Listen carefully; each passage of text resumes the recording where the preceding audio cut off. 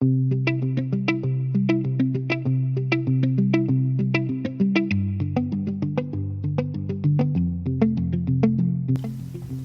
this episode of Africa's Big Switch, the ABS team sat down with Nick Rawani, who is the current CEO of Vula. Nick was born and raised in Johannesburg, South Africa, and has a background in electrical and software engineering. He also holds a master's from Imperial College, where he studied sustainable energy with a focus on African development. Nick has experience from McKinsey in London, where he worked on supporting green scale-ups in Africa, and now he's currently at Vula, where he aims to help African entrepreneurs solve the problem of securing the right funding for their business. We hope you enjoy it.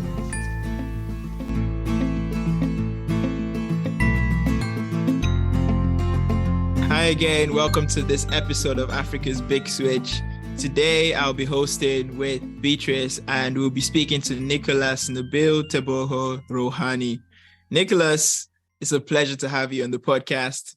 I'm actually excited to have this conversation because I remember when we spoke last week, it was the bond and the way we connected was really cool. But yeah, thank you for joining us on this. Man. Episode. It's a pleasure. It's a pleasure to be here. Thank you for having me, Bolaji. Thank you for having me, Beatrice. Yes, Bolaji, you're right. We had mad chemistry last week when we spoke, so I'm happy to return and to be hosted here on the Big Switch. What a time! Brilliant. So, can you just give us a quick intro about yourself? Who's Nicholas? Who's the man, the myth, the legend? Sure. So I am currently the CEO of Vula. We are building Africa's home for SME and startup funding. Before this, I was at McKinsey in London for 2 years, where I was working on a bunch of stuff from private equity to African green scale-ups. I've had a background in engineering, electrical and software engineering, and then went on to Imperial to focus on sustainable energy futures. But I'd say my passion, my focus has always been around sustainable development, has always been around unlocking the tremendous power and potential that I know that Africa has. And not allowing that conversation to be about some weird abstract future, but to be about what's happening right now, because we have that potential right now. Love that. And you said you're passionate about sustainable development. I actually share that passion, so I really rate that. And can you tell us how that passion led you to found Vula? And tell us a little bit more about Vula. Absolutely. So I think basically what happened is I finished my undergrad at Wits in Johannesburg. I was born and raised in Johannesburg, and I was born into a Baha'i family. And that means that really for my whole childhood, for my entire youth, a big part of our family culture was really how can we be of service to the world around us, to the community around us, to our neighborhood, to our locality. And so this was kind of baked into me from a young age. So even when I took up engineering, it was really in the question of how can I use engineering to make the world around me better, to help with all of these challenges that I see. And one of the reasons I feel really grateful for having grown up in South Africa is really being able to make an impact on people's lives all around us in a very tangible way. I think having spent the past 3 years in London now, I can see how, there's always a risk of alienation, of being far away from people's struggles. And I think in SA, both because of the community aspect, because of how close we are to each other, but also because of how in your face some of the challenges are that we all face as a nation. You're never short of opportunities to be of service. So I got into engineering, and after I finished my undergrad, it was, I specialized in software engineering towards the end of it. My question was okay, if I go to Facebook or Google, is it really that interesting for me to make Google search 1 millisecond faster as part of a team of 50? What do I really want to do? And I realized what I was really curious about was, what is the experience of youth in rural areas in South Africa? What do they see as their future? What do they see as their opportunities? So I took some time, actually. I was working as a photographer at the time, so I had a bit of savings. So I took some time to move to a small village in the Eastern Cape of South Africa called Ekawe. near Port Alfred. And I basically lived and worked with a group of young people at a high school to basically create a youth empowerment group, basically a group of these 12, 13-year-olds who saw themselves as agents of positive change in their community, but at the same time really wanted to learn about how they saw their own futures.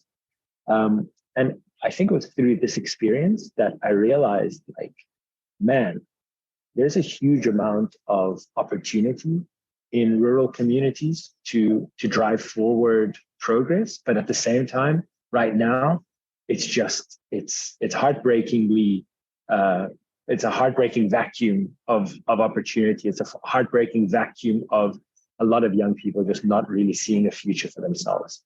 And I think that sort of drove me and guided me to, apply to come and study in the UK. I was lucky enough to win a Commonwealth scholarship to basically study sustainable energy futures at Imperial College London. And I focused my work particularly on empowering rural communities in sub-Saharan Africa to become active agents of their own infrastructure development. I got to meet so many amazing and incredible people. I got to learn like really deep into the subject of what it looks like. I think that there's a lot of ideologies around questions of development. There's a lot of ideologies around questions of, economics and resource distribution. But what I came to realize is, like, ideology means nothing if you don't know how to get stuff done on the ground. Ideology means nothing if you don't know the reality of people's lives. And so I went back to South Africa after I finished that. It was a beautiful time to be back. I actually went back to the community that I was in before, and I spent more time with the young people who had gone through this empowerment program and themselves had started their own programs. And I think I just realized, like, wow, this really could become something, but I need to understand more what it looks like to do the work, to access large scale systems, to understand what deployment of large amounts of money in this sort of in an African context looks like, and also to understand what it looks like when entrepreneurs on the ground, when businesses, when organizations, groups of people coming together, what does it look like to empower them? Because we can empower individuals all we want, but we really see the magic of human potential when people are able to come together. And that happens in organizations. So what does it look like to empower organizations? And so I had this great offer from McKinsey and Co. To go and work for them and learn a little bit more about large scale systems. And that was also a beautiful experience. I hit a really steep learning curve. I learned how to kind of work really effectively, really fast, really potently, but at the same time got access to some incredible thinkers, some incredibly influential people, and really learned what does it look like for large decision makers to go about making decisions for tens or hundreds of thousands of people, or what does it look like for decision makers to go through the process of deciding on the deployment of billions of dollars? And I think what I learned is, like, you basically expect to be like everybody else. You just need to be really, really careful. And you need to have wise and thoughtful people helping you on that. And so that kind of, I had 2 years at McKinsey, which were really wonderful times. And then I sort of basically felt like, okay, I'm hitting an inflection point in my learning curve where I could decide to learn more about being in an organization like this, or I could continue my path towards really trying to create an impact in this area. And so that led me to Vula. That led me to Entrepreneur First, which is this amazing talent accelerator based here in London, who invited me to join their cohort. And they basically say to 50 to 100 people a year, hey, you come to London, we like you, we think that you could get some cool stuff done, we think you have an edge, so come and spend a bunch of time around other talented people and basically do speed dating for startups, like Love Island for startups. and I met my co-founder, and we started Vula. So that's my like 5-minute version of my life story. I hope it was useful. No, I love that actually. I'll come back to entrepreneur first in a little bit because I have a lot of questions around that and your experience on it. However, just to start with, I'll say it's been very interesting finding out about how you basically applied yourself in your local community. You spoke about the empowerment program that you were involved with, how you contributed to it before you then came to the UK for your master's, and then how you eventually went back and you saw people that had been on the program and how they had developed over the time when you were away. So that's been very interesting. I feel like it's also essentially shaped you and your thinking and your interest and what you're now doing and working on, which is very, very cool. So if with your company now, so Vula, can you give us a little bit of an insight into the problem that you're solving and what you're looking to hopefully do with the company going forward? Who are you looking to help and in what way? Absolutely. So basically, one of the last projects that I was working on before I left McKinsey really had to do with the empowerment of African entrepreneurs and scale-ups on the continent. And I realized in really being a part of that project, how many barriers incredibly talented entrepreneurs face in trying to access funding as African founders. And the reality is that it's a mix of very legitimate reasons, like risks that international investors see in investing in the continent, like foreign exchange risk, like governance risk, but also just a bunch of prejudices that are completely illegitimate. Things as basic as just the racism that a lot of founders face, things that are maybe a bit more complex, like maybe English isn't their first language. They don't have a co-founder if you studied at a foreign university, or a white co-founder so that they can be trusted by Europeans. There's a bunch of complexity around this, but I realized like there's definitely something here. There's some sort of a problem here, and my co-founder had a background in developing AI systems, so he was at IBM as part of the Watson team. So he was working on Watson, and then he moved on to do big data stuff at a company called dunnhumby. And thinking through our combined talents, we really realized like there's a huge opportunity to help founders, particularly African founders, navigate this super complex fundraising landscape. And so the problem that we're solving at Vula is really, how do we help African founders put their best foot forward and manage the end-to-end fundraising system, so that they don't waste their time fundraising and rather spend their time building a business. It's a fun space to be in, because on an objective scale, Africa is completely underserved and underfunded across equity, grants, debt, whatever it is. It doesn't matter where you look at. Even in terms of just small and medium enterprise credit, I think the World Bank estimates somewhere between $45 and $60 billion of a shortfall. We know that in 2021, Africa got less than 1% of global DC funding, and of that, 2/3 were actually foreign founders working in Africa. Now that's growing, and there's a lot of amazingly talented people trying to help with this. But we also believe like there's this onus put on founders and SME owners that like they should know what type of funding their business needs. They should know how to navigate these processes. And we think that that's just silly. Like, it's hard enough to build a business. Let me just build my business. Let me tell you about it. And then you figure out the funding. And, thanks to technological progress for the first time, I think we're able to give that a real shot. And it's super exciting because of the scale of impact that this can have.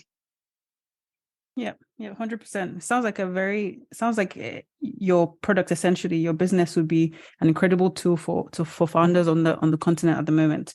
My question to follow up on that would just be, without revealing too much about what you're working on at the moment, can you give us an insight into maybe one or two features that you think are important and critical that you're working on at that interface between potential founders and funders of those businesses?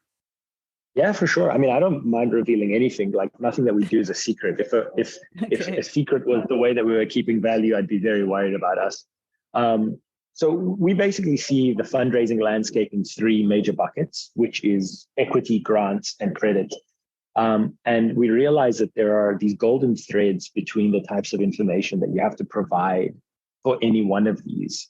So the products that we're building, really the fundamental product is what we're calling the business corpus. And the business corpus is a central data repository of specially structured data about your business that enables us to basically train our AI to be like a virtual CEO. So that it can answer questions on your business instead of you.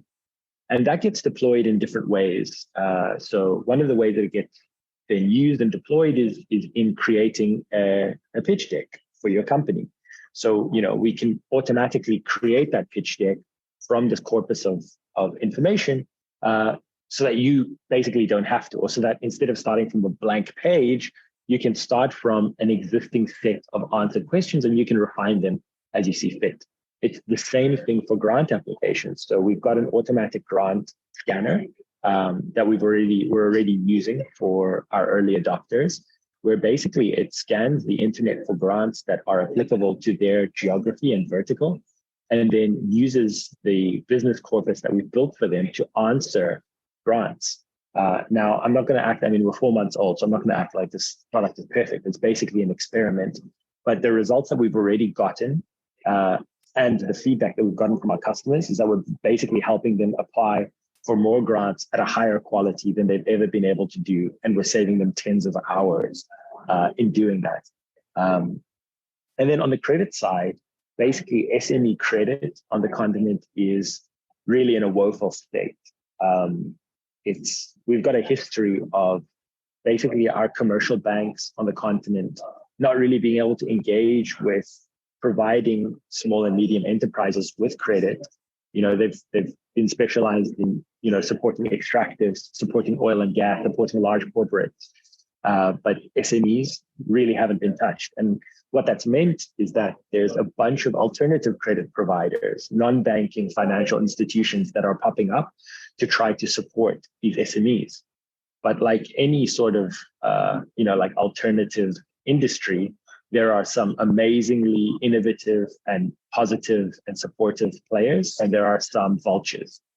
And it's difficult for business owners to tell the difference sometimes, and a lot of people get taken advantage of.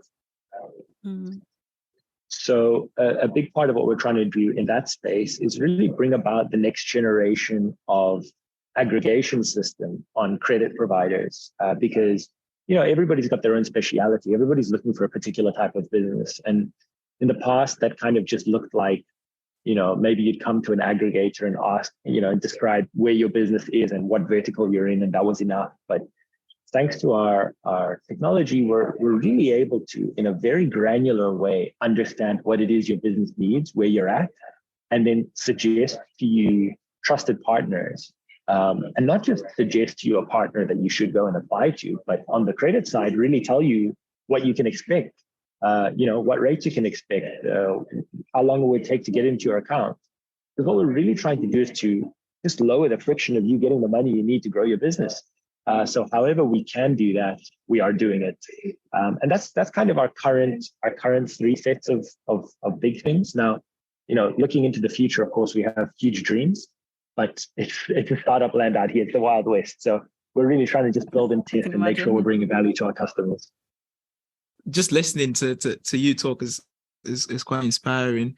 And I think that one thing you mentioned about the prejudice and the racism, and sometimes just people not being able to speak English as a first language being disadvantages, that is very true. And even like we can have a whole discussion about how Black women founders are even more discriminated, because that's crazy as well.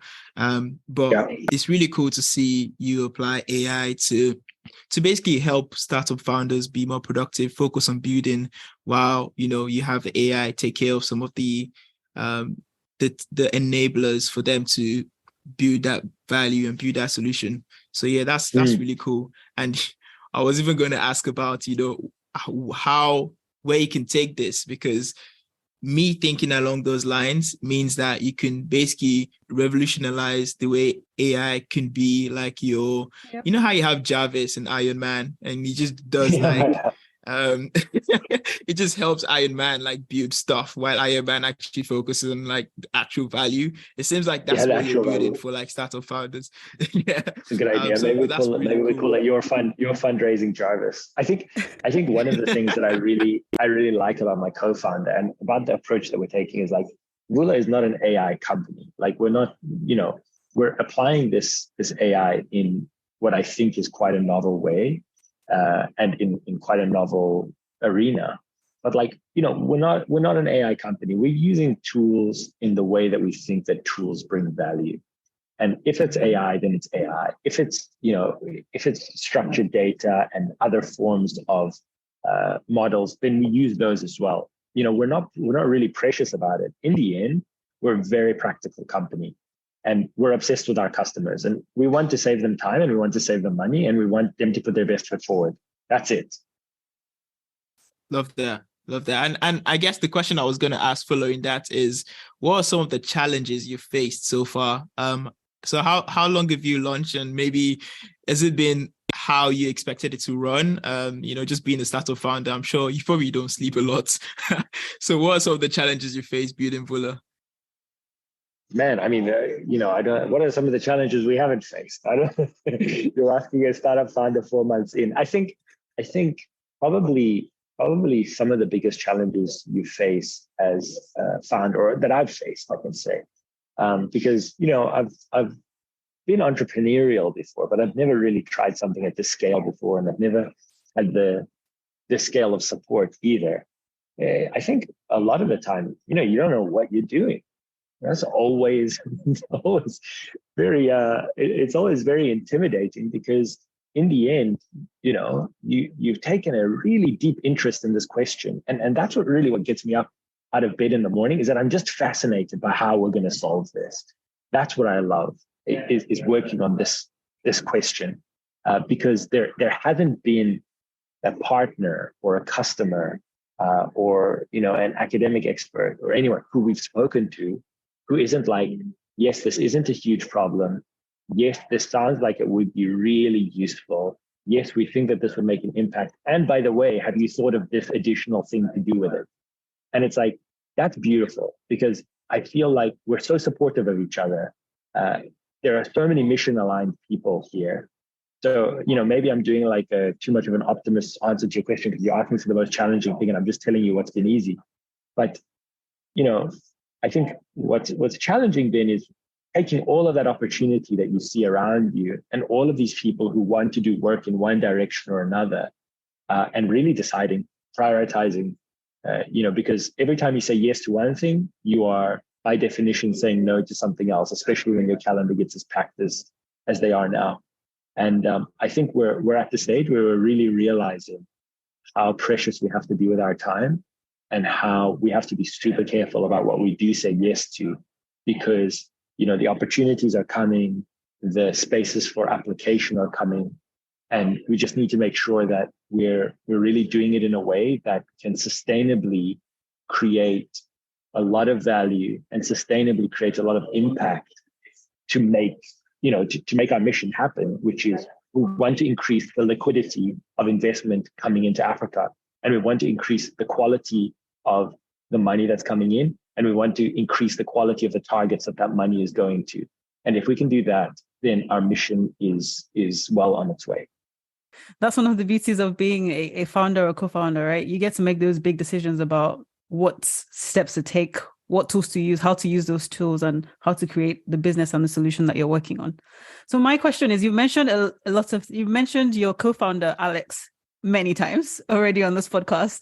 I'm quite intrigued as to how you came to that decision that he was the right partner for you on this business that you're working on the solution that you're working on. So you met him at Entrepreneur First. At what point did you decide that he was the right person, and how did you guys get to that point? Well, I wonder if you would believe me if I told you that I decided that it was going to be him before we even started. So one of the things about Entrepreneur First is that they send you this little like Facebook basically of all of the other people who are going to be on your cohort, and they send you descriptions of what they've done in the past and their interests and all of this. And basically, to be honest, we had like a WhatsApp group, and this guy was posting all the time about like the latest little cool tech things that came out, and he was showing like, the little experiments he was doing here and there. And I was just like, so he was that guy. He was that guy, and I am that guy. And so I said, you know what, if he's that guy and I'm that guy, why are we wasting time with anyone else? So I basically made a short list of people that I was interested in speaking to. And it's also really tough in the context of a place like Entrepreneur First, because these are honestly like 100 of the most fascinating, talented, incredible people that you'll come across. And, they're doing PhDs in, nanotechnology, and, it's amazing stuff. But in the end, you have to pick someone, which I think like reflects my problem with prioritization in general. And so I basically had this guy on the top of my list because what I wanted was somebody who had the expertise that I particularly needed, which was like, my guy was deploying AI for banks. He was working with credit card data of millions, hundreds of millions of people. It's like, okay, he had the technical expertise that I needed, but more, he had, I think, an attitude, and that showed in the types of projects that he was working on. And so I put him at the top of my list. And basically 3 days or 4 days before we even started the Entrepreneur First cohort, we met, and we spent the day together actually in London, and really just had a chat, because I think, while of course a co-founder's capabilities are really important and your chemistry is super important, I also think just like their attitude, their resilience, it's really like looking for a life partner romantically as well. It's like, it's not just like, oh, do I like this person now that things are good and we're on the date and she's looking great and we're all on our best behavior, but like, does this person have the qualities of wanting to work through hard times, because we are going to hit hard times over and over again.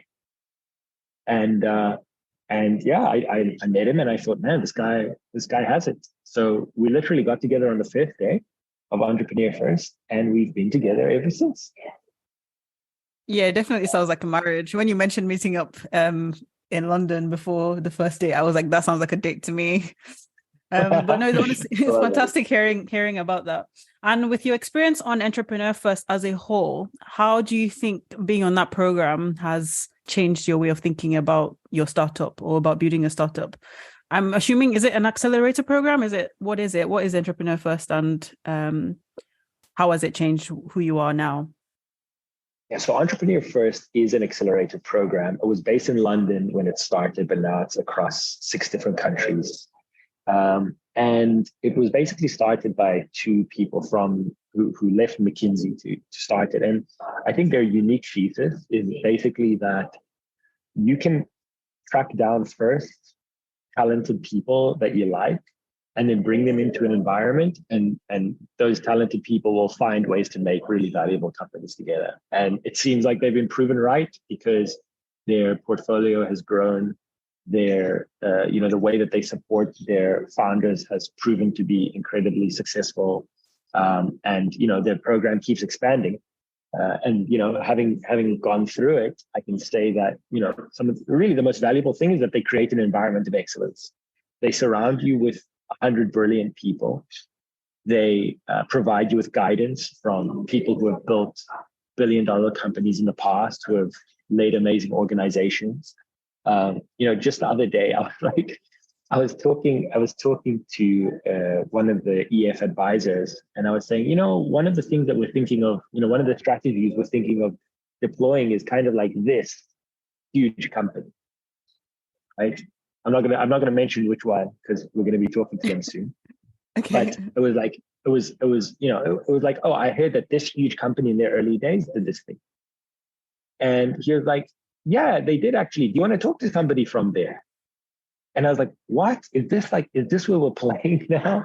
So I think really being able to be in an environment where you've heard of all of these people, you've read their tweets, you've read their books maybe, and now you're 1 degree of separation away.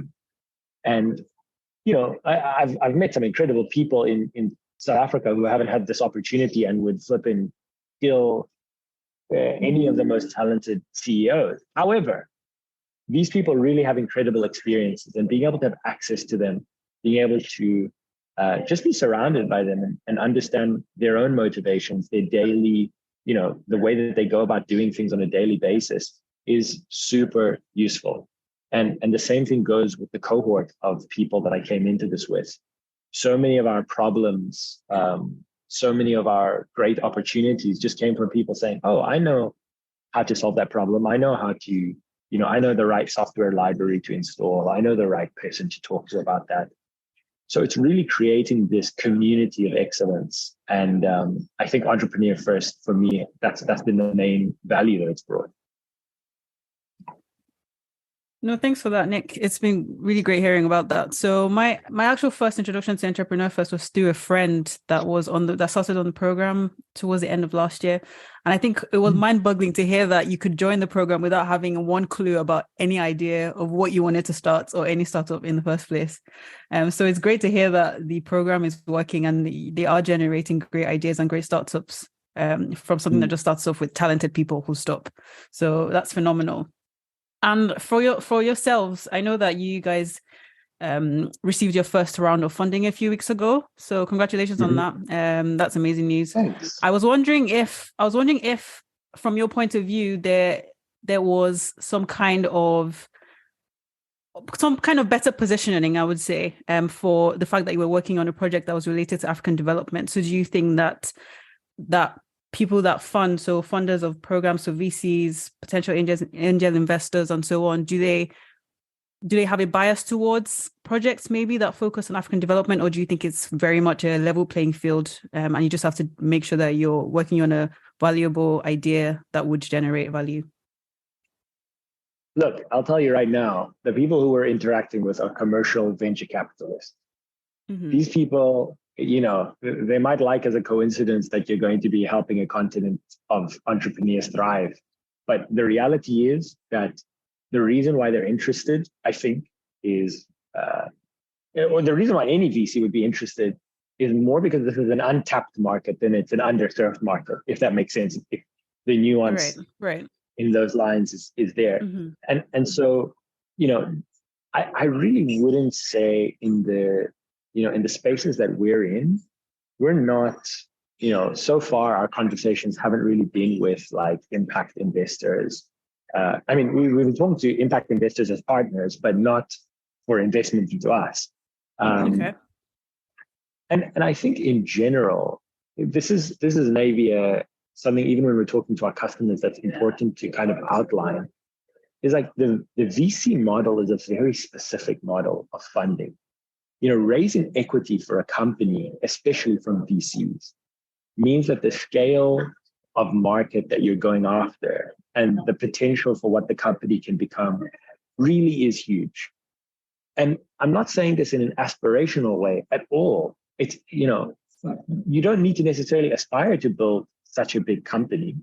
You don't necessarily need to aspire to raise venture capital. There are loads of funding options out there, especially if you're trying to be impactful. Especially if maybe you really just want to work with local communities, right? You don't need to go out there and raise equity. And I think there isn't a kind of a simple answer to your question in terms of does it give you an advantage or not. It depends on who the investor is, who you're talking to, and what their thesis is. The thesis of the investors that we're talking to are, we want to invest in the companies that we think are going to become the biggest companies in the world commercially. And for us, we think that we will become one of those companies, particularly because we believe we're going to be creating so much value that is incredibly untapped in Africa. And because we're being so careful about how we align our incentives, we really think there's going to be a win-win-win. And if we can make that happen, then yeah, sure, this thing is going to get huge, and so it justifies VC investment. But the reality is that being able to kind of focus on impact, and if you are focusing on impact, you have to know which investors you're talking to. And those investors are out there. There are plenty of investors who do want to invest in impact, but sometimes that is just going to fall on deaf ears. Yeah, I guess it's about finding the right investors for your business, essentially, and making sure every that time the right fit. Yeah. How has your journey to fundraising been? I know you're trying to solve a problem of helping African startup founders with fundraising, but obviously you're going through the same process yourself. So has it been exactly how you expect it to be, like difficult, or have you found a way in, like a loophole, or like a trick that you've used, maybe to get funding or your first round of funding? I mean, my loophole, I guess, is all of the privilege that comes with, the color of my skin and the fact that I speak English the way that I do, and the fact that I've been educated in a Western top world university. So, I'm not, it's a big difference, our fundraising journey with the fundraising journey of a lot of the founders that we're trying to help. But nonetheless, I would say that some of the biggest learnings that I took out of the journey of fundraising came from, the advisors here at Entrepreneur First, and a lot of the pushes that they gave us in terms of really having to pivot and not be precious about the idea that we had. Because early stage investment, it's so much more about the founding team than it is about the idea. Good investors know that you're going to pivot. Good investors know that this idea isn't the be all and end all. But they're really looking at the team and saying, how much can we depend on this team to be the one to solve something in this problem space? And so putting a good focus on why you. And if you are talking about a solution to a problem, also talking about why now. What has changed in the world? Because we also aren't the type of people who assume like, oh, we're the first people ever to have thought about this. There are loads of super talented, smarter people than us who have combated this problem before and failed. So what has changed in the world that is enabling this to happen? And, for us, it is really a confluence of there being, the right technology in terms of, the advances that AI have taken now, but also the digitization of finance on the continent is enabling us to do this at a much better scale. And the rise of African VC and African venture debt is further kind of inculcating this. So we have a good why now. We have a good why us. I think the last thing is, I read this great essay by Paul Graham, the godfather of startups, from Y Combinator, I think it's called How to Convince Investors. And there's so much in it, and I really encourage everybody to read it. But one of the things that is so important that he says is basically good founders are formidable and they tell the truth. And for you, the truth really means convincing yourself that your company is worth investing in. Like, you have to believe that. You have to put yourself in the shoes of an investor and really believe that it's worth them putting their hard-earned money or their clients' hard-earned money into your business and really understanding your business that well. And then you can just tell them about it. You don't have to memorize a script. You don't have to, do anything fancy, have a great, amazing pitch deck or a really amazing pitch. Just understand your company, the way it creates value for your customers, and then tell an investor about why they would be crazy to not invest. And a formidable founder really believes that themselves and then can help an investor see that as well. But they're not always on defense mode. They're not always trying to answer every single question. They're not attached. Instead, they're experimental. Instead, if somebody asks you a question and you don't know the answer, you can say, I don't know, but you can also tell them how you're going to go about figuring out the answer. And if you can figure it out then and there, go ahead and do it, but you're not tied to it. You're a scientist, basically, and you're doing small experiments to show how you're going to create value and de-risk an investor's money. So thanks for sharing that. I think I've always heard about the fact that investors invest in the people and not necessarily in the idea, but I've never really linked it to the fact that you're likely to be pivoting throughout the lifetime of, at least for the earlier stages of your business. So that's an incredible insight for us to have gotten on this. My question would be, just generally, can you give us a little bit of a story, or can you tell us about a time at the start of this, your company building, so in the last couple of months, when maybe you've had to make decisions quickly on your feet or take a decision quickly? Just something that's kind of thrown you off and then you've come back from or recovered, just to that's every day, Beatrice. That's every single day. I'll give you a good example. It happened yesterday. Okay. We're talking to a pretty big partner. Okay. We're talking to a pretty big partner. And the reality is, like, we're building out these systems and we're building them out to be massively scalable. But this partner is like, that's really interesting. And we want to engage with you on this thing, but also we have this other project that we're working on, and we think that you guys could be cool for that thing as well. Now, honestly speaking, we never really thought of it. I told them as much in the call. I was like, we've never considered it, but we'll have it for you in 2 weeks. Now, as a CEO, you don't want to be making promises like that left, right, and center. But again, the scale of the opportunity, the fact that we really like these guys and we think that that's going to fit into our work, you don't want to lose, you don't want to miss it. And so, of course, my CTO wasn't super happy with me when I told him about this news of a bit of a chink in our development armor. But the reality is, like, you're going to be making decisions like that all the time, and you're going to be getting into like arguments in terms of what is the priority all the time. And you've got to be quick on your feet and not allow decisions to pass you by.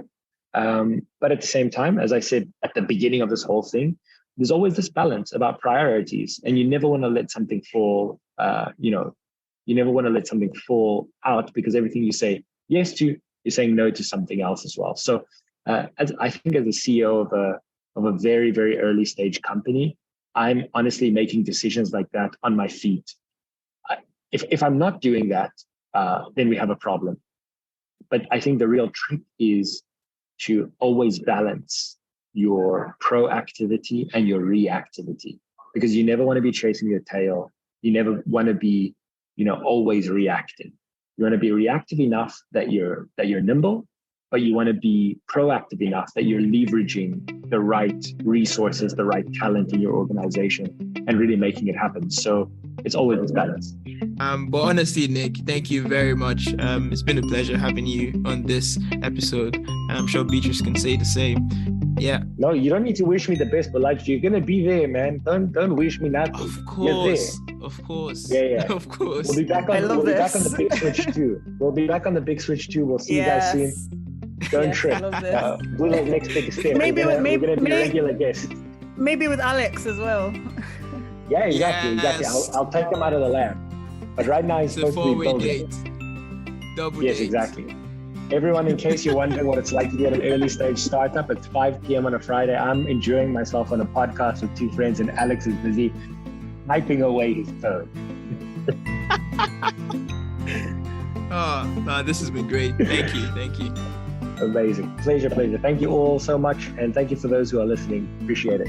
Get in touch as well if you have any interesting insights to share. Please feel free.